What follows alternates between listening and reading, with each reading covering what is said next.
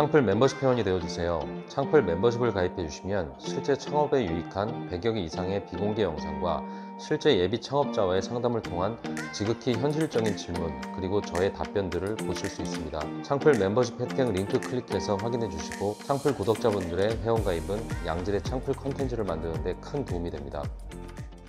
네, 안녕하세요. 창풀중입니다. 오늘 말씀드릴 주제는 가장 한국적인 것으로 승부해야 오래간다. 요즘을 준비하는 창업자들, 확실히 바뀐 창업 트렌드가 어떻게 바뀌었는지 말씀 좀 드리려고 합니다. 창업 얘기하는데 무슨 한국적인 걸 얘기하냐 뭐 이렇게 말씀하실 수가 있는데, 실제로 이런 현상들이 진짜 다양한 곳에서 일어나고 있습니다. 서양과 동양의 건물들의 차이를 혹시 아시나요? 서양은 겉에서 봤을 때 굉장히 좀 어마어마합니다. 보는 것만으로도 압도당해요. 그래서 항공샷을 보거나 여행사 통해서 막 그 지역에 있는 해외 건축물들 보면은 굉장히 좀 멋있는 데들이 많잖아요. 항공뷰 막 이런 거 보면 엄청 멋있단 말이에요. 여행지에 가서 직접 봐도 정말 후덜덜하죠. 왜냐면 그 자체로 멋지기 때문인 겁니다. 눈으로 보여지는 그 겉모습. 근데 우리나라 뭐 최고의 국보, 보물 막 이런 것들 뭐 남대문이라든지 종로 막 이런 데 가면 종묘 막 이런 거 있잖아요. 이런 것들을 보면은 종묘 어떻게 보면 이게 제사 지낸 데란 말이에요. 예전에 왕들. 근데 예전에 그 무량수전 배열림 기둥에 서서라는 그런 책에서 본 것 같긴 한데 확실히 기억은 안 납니다. 근데 거기에서 조선의 건축물에 대해서 이야기를 하더라고요. 종묘나 뭐 사당, 뭐 왕들이 제사를 지내는 곳이죠. 우리나라에서는 건축학적으로 최고의 건물이라고 하지만 겉에서 봤을 때는 저같이 무식한 시선으로 봤을 때는 엄청 단촐합니다. 그냥 기와집이 좀 큰 것 같아요. 근데 그게 아닌 겁니다. 서양은 밖에서 건물을 보는 관점으로 한다면은 우리나라는 그 안에 있는 사람을 배려합니다. 그 안에 있는 사람의 시선으로다가 그렇게 건축을 한다는 거죠. 서양은 밖에서 보이는 무언가로 압도를 하지만 우리나라는 그 안에서 바깥을 보는 그 시선, 그 바깥을 보는 그 마음이 더 중요한 겁니다. 왕자의 게임이나 뭐 반지의 제왕 이런 미국 드라마들 보면은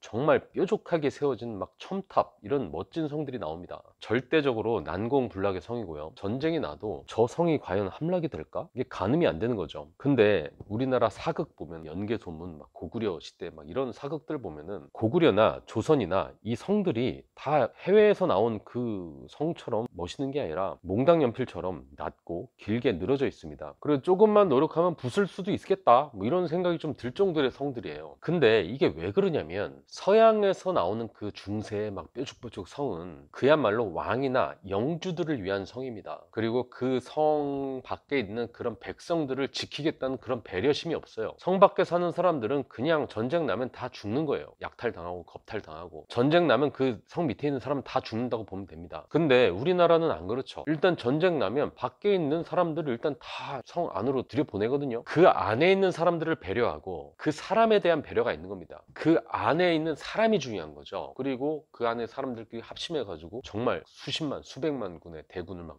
무찌르잖아요. 유럽을 가면은 엄청나게 집들이 빼곡하게 차들어 있어요. 문 달린 건물 옆에 또 문이 달린 건물이 있고, 예전에 뭐 러시아 시대 뭐 스탈린 독재 시대 서로가 서로를 막 뿌락치질 해가지고 죽이고 죽이면서 통제하던 역사처럼 옆집에서 무슨 얘기하는지 다 들려요. 사람들의 집이나 이런 유럽이나 오래된 그런 집들 보면 막 오르막길에 있고 막 따닥따닥 붙어 있잖아요. 이 사람들도 자기들만의 공간이 없습니다. 가끔 광장 같은 데는 있어요. 어딜 가든지 광장은 막 넓잖아요. 광장 앞에서 막 힘 있는 누군가가 나를 따르라 막 이렇게 웅변 같은 거 하면은 그걸 다 듣다가도 집에 갈 때 되면 다 뒤에 있는 그 빼곡하게 차들에는 그 자기 집으로 다 들어가잖아요. 근데 우리나라는 어떻죠? 아무리 상놈 머슴 하다못해 백정이더라도, 아무리 초가집을 살아도 자기들만의 공간은 다 차지하고 있습니다. 아무리 못 사는 초가집이더라도 마당 다 있고 나무가 심어져 있고 적어도 나만의 공간들이 다 있어요. 그리고 그 툇마루에 앉아 있으면 그곳에서 바라보는 마당과 나무와 그 자연이 정겹기 그지없죠. 일본 교토에 가면 오사카성 막 이런 거 멋있잖아요. 근데 서양을 따라한 짝퉁의 느낌이 많습니다. 그리고 내부에는 엘리베이터까지 들어있어요. 원래 그 나라는 서양의 것이라면 무조건 신봉하고 따라하는 2등 국가 시스템이라 그렇게 자기네들 문화재마저 튜닝을 하면서 자기네 정체성이 어떤지 모르고 이렇게 살고 있지만, 우리나라는 아니에요. 정말 지독하게 우리 것을 지키면서 살았고요. 그렇게 쳐들어옴을 당했어도 끝까지 한민족 이 정체성을 갖고 살았습니다. 그리고 그렇게 쌓아온, 그렇게 가지고 있는 이 정체성 때문에 안 망하고 여태까지 살아남았기 때문에 이제서야 세계 속의 한국으로다가 온전히 받아들여지고 그렇게 이렇게 봐주는 그런 시대에 우리가 살고 있거든요. 창업 얘기하는데 왜 자꾸 이런 얘기를 하냐 이렇게 생각할 수가 있는데요. 중요한 거는 앞으로 창업도 밖에서 봤을 때 막 웅장하고 간판이 막 커다랗고 가시성이 좋고 그런 식으로 막 외부로 막 익스테리어 멋있게 하고 이런 건 크게 의미가 없습니다. 왜냐하면 지극히 한국적인 스타일이 한국적으로 보여지는 그 전략만이 세계적이고 경쟁력이 있기 때문이에요. 어떤 장사를 하든지 외부에서 보는 모습이 아니라 그 안에 들어온 사람을 배려해야지만 사람이 들어옵니다. 어떤 장사를 하든지 상관없어요. 그 안에 서 있든 앉아 있든 그 안에 있는 사람의 시선이 머무는 곳이 이뻐야 사람이 찾아오게 되고 머물고 싶게 된다는 거죠. 모바일 시대가 되니까 그 안에 있는 사람들이 어떤 감정을 느꼈고 어떤 시선을 보여주는 걸 다 찍어서 남기다 보니까 강한 컨텐츠를 가진 사람만이 살아남는 그런 시대가 된 거죠. 그래서 그런 것들이 창업을 할 때 필요한 브랜딩의 기본 법칙이 돼가고 있습니다. 과거에는 좋은 상권에 좋은 입지에 눈에 잘 띄고 겉에서 봤을 때 어마어마하게 좋아 보이고 세련돼 보이면 사람들이 그냥 들어왔어요. 심지어는 무슨 건축 대상을 받은 건물이라고 하면 그 겉모습에 감탄하고 사람들이 모여들었죠. 무슨 브랜드가 거기 간판에 달리고 크게 달리면 그걸 보고 사람들이 그냥 들어오던 그런 시절이 있었습니다. 근데 지금은 외부가 중요하지 않아요. 내부가 중요합니다. 내부에서 바라보는 그 고객의 그 시선에 있는 그 무언가가 중요한 거예요. 상권이 중요한 게 아니라 입지가 중요한 게 아니고 내부에 있는 그 사람의 느낌이 중요하고 감정이 중요하고 그 사람들의 시선이 잡히는 거기가 중요한 겁니다. 괜히 오션뷰가 나온 거 아니고 괜히 그 산뷰나 숲뷰가 나온 게 아니고 괜히 항구뷰가 나온 게 아니고 괜히 촌캉스가 나온 게 아닙니다. 그리고 그 뷰들은 모두 다 우리 조상들이 좋아했고 한국 사람들이 좋아했고 항상 몸을 두었던 그 방식 그대로를 우리가 유전자적으로 좋아하게 되고요. 익숙하고 왠지 모르게 편안함을 느껴요. 필요에 의한 살면서 꼭 해야 되는 상품들과 제품들과 쓸모있는 것들은 온라인으로 다 해결할 수 있어요. 근데 머물고 싶은 곳은 본능적으로 따로 있습니다. 그게 바로 경험적 소매업이라고 얘기를 하는 그런 범주예요. 직접 와야지만 느낄 수 있는 것들, 그것들이야말로 앞으로 초보 창업자들이 해야 될 창업들일 겁니다. 누구나 다 와야지만 느낄 수 없는 것들은 대기업들이나 앞으로 힘 있는 애들이 다 가질 거예요. 근데 그것에 와야지만이 느낄 수 있는 그것들은 우리가 앞으로 창업을 할 때 그것만이 살아남을 수 있는 방식이 될 겁니다. 직접 와야지만 느낄 수 있어. 저기 가야 돼. 저기가 창필 치킨집이야. 그럼 창필 치킨이 꼭 와야지 느낄 수 있는 거잖아요. 이제는 간판에 보여지는 거에 1,000만 원을 썼다면 이제는 그 안에 앉아서 사람들이 느낄 수 있는 소품들에 1,000만 원을 써야 되고요. 테이블 하나 더 넣어서 막 회전율을 돌리려고 하는 게 아니라 테이블 한두 개 더 빼고 그곳에 없던 조경이라든지 소품이라든지 사람들이 감정적으로 느낄 수 있는 그 뭔가의 아이템을 넣어야 돼요. 그 안에 들어온 사람의 편안함과 그 안에서 느낀 그 감정이 모바일을 통해서 온라인으로 퍼져나갈 때 4차 산업혁명이라고 하잖아요. 경계가 없는 이 시대에 입소문을 통해서 결국 그 사람들이 찾아오게 될 겁니다. 가장 한국적인 게 가장 세계적인 것이고 그 안에 있는 사람이 바라보는 곳에 우리가 더 신경을 쓰는 게 앞으로 우리가 살아갈 포스트 코로나 시대 우리 집으로 오게 될 유일한 방법이 될 거예요. 그리고 그게 살아남게 될 겁니다. 며칠 전에 봤던 돈가스 집입니다. 바깥에 뷰가 너무 안 이쁘더라고요. 근데 그러다 보니까 창문을 조그맣게 내가지고 맞은편 멀리 있는 나무들만 보이게 창문을 만들었더라고요. 다른 데는 다 가리고요. 밖에서 보는 사람 입장에선 답답해 보일지 모르겠지만 그 안에서 돈가스를 먹는 사람은 초록나무의 신선함을 바라보면서 식사를 할 겁니다. 앞으로 우리 초보 창업자라고 한다면은 그 한국적인 거, 그 안에 담긴 사람이 느끼는 그 무언가 이것들을 생각을 하면서 창업을 준비를 하셨으면 좋겠습니다. 이상 창필직이었습니다.